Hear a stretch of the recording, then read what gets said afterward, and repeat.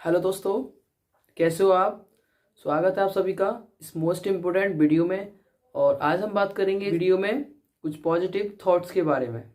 यदि आप इस चैनल पर नए हों और अभी तक आपने इस चैनल को सब्सक्राइब नहीं किया है तो सबसे पहले इस चैनल को सब्सक्राइब कर लें और इस वीडियो में अंत तक बने रहें।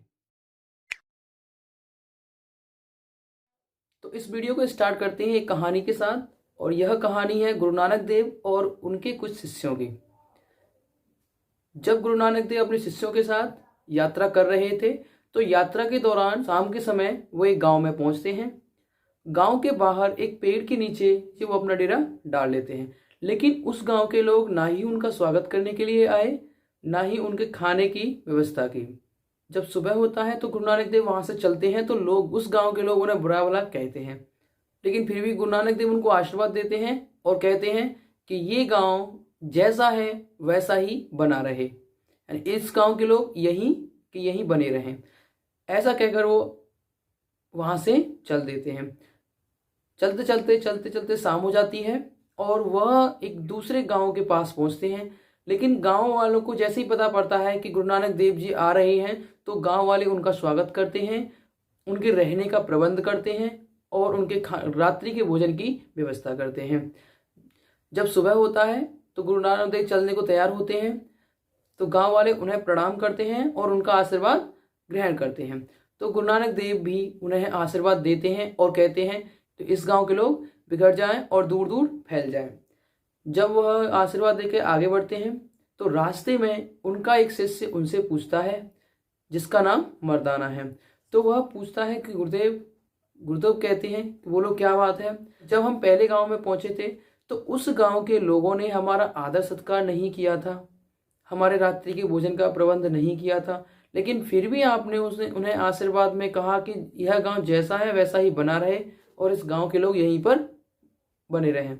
लेकिन जब हम दूसरे गांव में पहुंचे तो उस गांव के लोगों ने हमारा आदर किया, सम्मान किया, स्वागत किया और रात्रि के भोजन के लिए भी हमारा प्रबंध किया और सुबह भी हमें अच्छी तरीके से वहां से विदा किया। और इस गांव के लोग बहुत अच्छे थे, लेकिन फिर भी आपने उन्हें आशीर्वाद में कहा कि इस गांव के लोग बिखर जाएं, दूर दूर फैल जाएं। इस बात को मैं समझ नहीं पाया।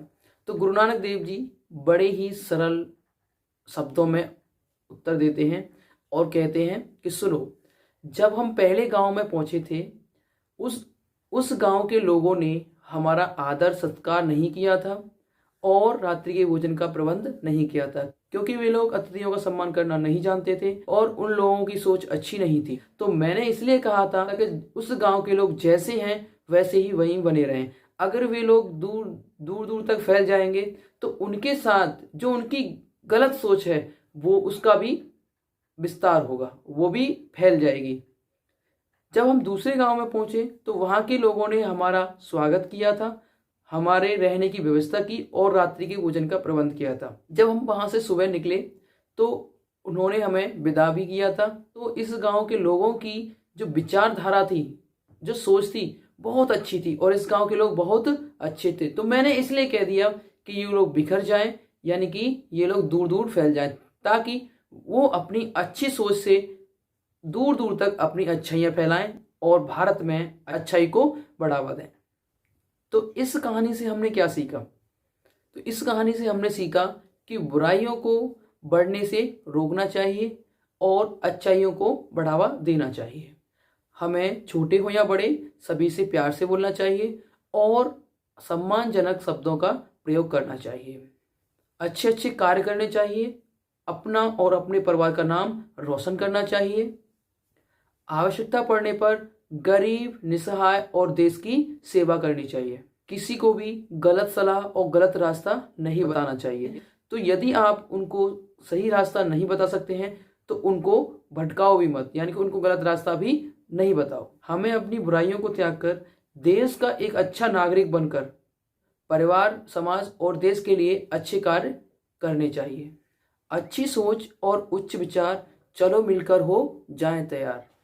अच्छे बनकर अच्छाई को बढ़ाना है, अच्छे बनकर अच्छाई को बनाना है और भारतवर्ष को एक अच्छा देश बनाना है।